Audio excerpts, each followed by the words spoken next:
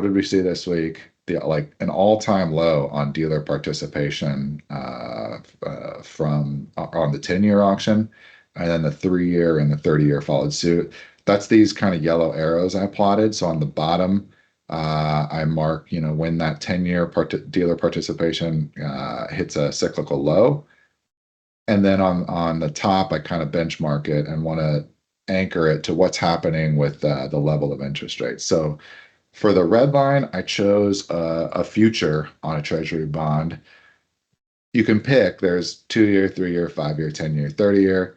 And to get this to line up and show the volatility, because the more duration you add to a bond, the more volatile the series will be in terms of swings from high to low on price. And if you go too much on the 2-year, then you're getting influenced by expectations on the money market, because money market is basically 1-year maturities and the 2-year bond is really it's basically half money market expectations, Right. half level of the curve expectations, if you want to roughly split the impact. So 2-year is probably not a good proxy because you'll be swung by the money market swings, which is really the tail wagging the dog of the entire system. Won't get into that here. But I just picked the 5, right? It's a little lower duration, you get lower volatility. It's not one of these auctions we map, but the level is going to rise and fall together. So it's going to tell you the level of the Treasury yield curve. And I think generally what you see, and if you think about this, and I'll explain the mechanism why it might make sense, but when dealer takedown is low, right, that means everybody else in the market is coming in. They want to buy. There's demand for treasuries. So that tends to occur when yields are low on the cycle, right? Doesn't mean at all-time lows, ZERP, whatever. It just means, like, look at the chart, highs and higher highs, lower lows. They tend to correspond. So, and you can see this, I'm talking about just the swings on the chart. So maybe think about this as like secondary trend, which is riding the primary, big picture wave that the money markets are really responding to. So if you look at it, when dealer takedown hits a low, what does that mean? Dealers aren't stuck with much inventory, so they don't have to buy at low prices and sell high. Think about Costco or any other retailer, right? What's your business? Amazon. You buy goods at a low price from the supplier, right? Probably some manufacturer in China, offshore, et cetera, for those two retailers. And then you sell it into the market, U.S. Consumer demand at a higher price. You make that spread. And if you're Costco, that's your business, right? Amazon, that's one of your really 2 or 3 big businesses. You can put cloud in there, but that's how they make money. You kind of take the same approach. Think about treasury bonds in that way. The supplier is the government, right? They're producing bonds, right? Because of their demand to borrow money. The dealer or warehouser in the middle here, Costco, Amazon, they're the primary dealers, right? So you're 16 to 20, approved primary dealers. It's all the large banks, a couple of other investment banks who commit to, supporting that treasury business. Those are your Costco's, the man in the middle operating in that business. And then your demand side is, like the equivalent of your U.S. consumer for Costco. That's your U.S. household consumer in that framework. And the treasury bond market, the demand is coming from balance sheets who have demand to deploy money, like savings, into IOUs. So banks, insurance codes, pensions, et cetera. Is that jiving, Cameron? Absolutely. Yep. Everything making sense? All right.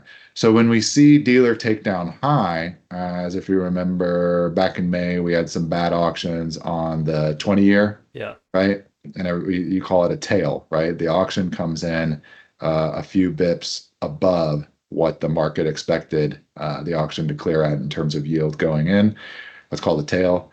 The opposite of that is when demand for treasury bonds outpaces supply and yields actually come in inside of where the market expected the auction to clear going in, which is called trading through, right? The yield actually comes in lower than expected. We saw that pretty much across the board. So the 3 year and 10 year came in through this week, and then the 30 year was this morning was basically, you'd say, right on the screws. It cleared. So not much of a tail, not much through. It went well. And also, if you're following the chart on yields, yields are low relatively since the Trump administration entered office and Treasury Secretary Scott Bessent came in.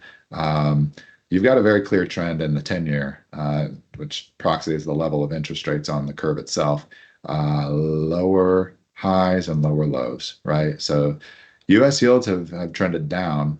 It's kind of one of the standout cases this year, and relative to other sovereign debt markets, Europe in particular, looks like that trend is the opposite direction. Yields want to move higher. My point here, with what we saw with the primary dealer takedown, the dealers aren't left stuck with inventory that they need to find distribution and sell at market, or sell into a market. So what does that generally mean? It means the customers already showed up and got filled up with their inventory.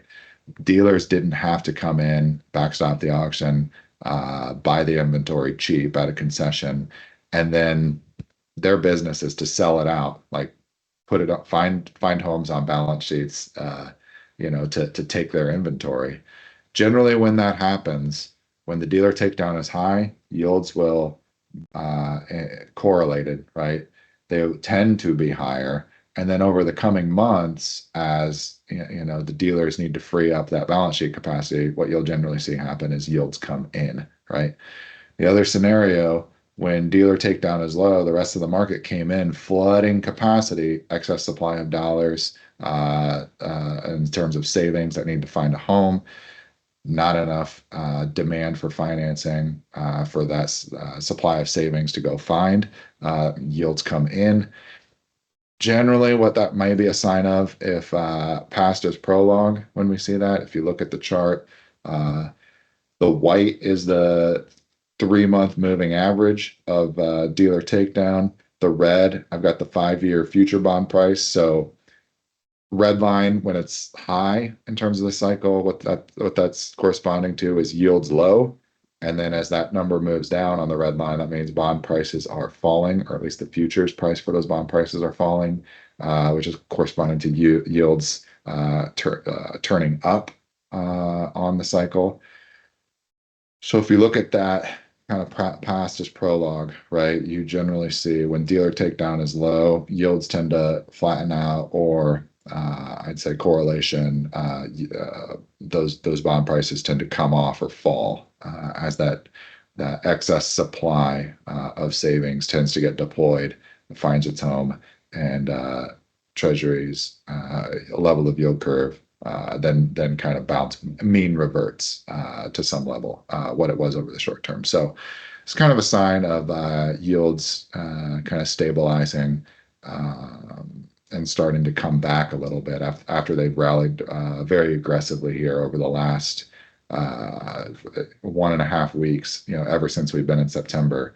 But broadly speaking, yields have been in an uptrend all of 2025. So maybe in terms of the next market wave, a little bit of retracement before we get back onto that cyclical bull market is what I would expect. Any questions there? I was going to ask, so you mentioned, kind of seeing that downward trend in your mind. How much of this kind of relates to today's CPI print, for example? I know this is historical, but you've got rate cut expectations. You see CPI coming in a little bit cooler than people expected.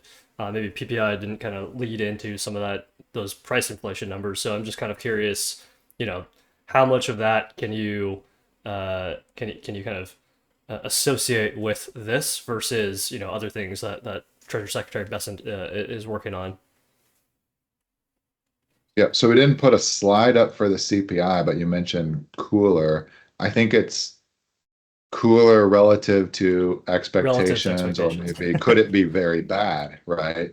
But if you look at the numbers, right, the core CPI came in at month over month 34.6 basis points of increase. Yep. And then all items CPI came in at 38.2 basis points of increase. If you annualize those, that's a CPI, that's an uptick, right? It's very clear if you look back on the chart, like ever since the bottoming in May, we're trending up in terms of price inflation. Now, the response to that uptrend, right? And this is confirmation that price levels are increasing, right? But it comes down to market response. And last week we talked about Gordon Pepper, money, credit, and asset prices. Look at the response to positive news, or sorry, to negative news. So remember in 2022 when we started seeing the CPI, or 2021 is really when it started Wrap it up. to creep up. And then we didn't know at that point where it was going to top, ultimately in May, June 2022. But at the beginning of that process, the market response to the news, which is the CPI print, as they were coming in hot, the market response was sell-off, and that sell-off was cascading. It got more and more aggressive the more that news came, and the result of that feedback loop was um, a bond market response to what was happening with consumer prices in the economy, where essentially you had to break Fed, QE, and ZIRP policy, right? It was strong enough to do that because of the cascading loops, right? Why would that be aligned, right? It's like, well, the news trend, what's going on in the real economy in terms of pricing on goods and services, was pointing in the same direction as the that imbalance between the supply and demand for money that we've been talking about for the last week and a half on our review. When those two things, like this, the differential, right, between supply and demand, that will contribute to your over or under reaction and the financial markets response to the news. So, for example, today's news, which, all right, inflation ticking up, that's not a good sign for bonds, right? If this impulse keeps going, eventually it's going to hit the purchasing power of bonds. And the economic response is, hey, yields need to be higher to compensate investors, to make them whole essentially for the loss of purchasing power on their savings in those dollar IOUs. But we saw today the response to that uptick in CPI, which confirms the trend. Like the data point is confirming the trend, at least in the short term response, that we're in an impulse of CPI increasing.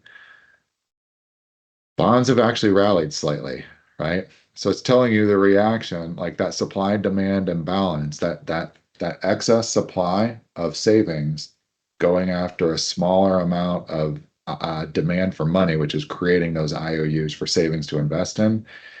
That gap is still so large that it's showing up in the response. So that bad news is actually treated with not even a sell-off. It's not overreacting. It's They like need a place to park uh, it. yeah, it's like you can have a roommate who is either hypo or hypermanic, right? And let's say you do something, it's like I don't know, you leave something out that shouldn't be away, or dishes aren't done. Does that roommate just blow off the handle at you, like escalate all the way into like some sort of argument? That would be like a hyper response. If the imbalance were the other direction, and say the Treasury were trying to tap, there was too much demand for raising money from the Treasury or the rest of the issuers and the debt markets, versus a shortage of supply.